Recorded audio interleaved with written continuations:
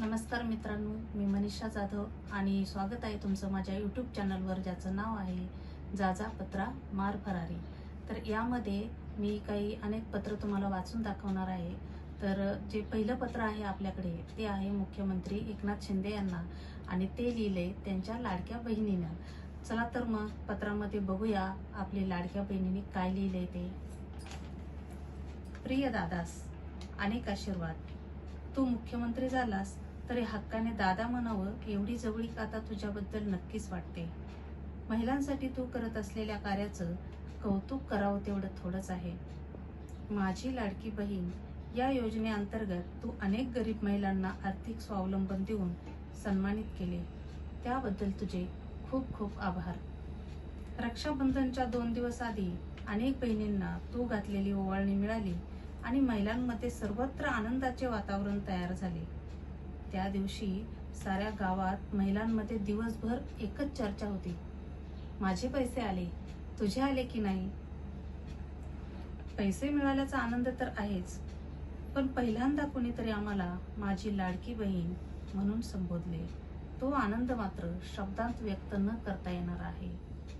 लोक आम्हाला तुम्ही काय बुवा आता मुख्यमंत्र्याच्या बहिणी आहात असं चिडवतात, पण आम्हाला मात्र ही गोष्ट अभिमानास्पद वाटते. तुझ्या प्रत्येक योजनेचे नावच हृदयाला स्पर्श करून जाते. बसमध्ये जेव्हा ही लाडकी बहीण हाफ तिकीट काढून प्रवास करते ना, तेव्हा तिकिटावर लिहिलेलं असतं महिला सन्मान योजना. हे वाक्य वाचून खूप अभिमान वाटतो. आपल्या सन्मानासाठी कोणीतरी प्रयत्न करत आहे, ही फिलिंगच फार महत्वाची आहे. असंख्य गरीब महिलांचे संसार तुझ्या योजनेमुळे सावरण्यास सुरुवात झाली आहे. अनेकांचा विरोध पाहता भविष्यात जरी ही योजना बंद झाली तरी आमचे भावावरचे प्रेम कायम राहील.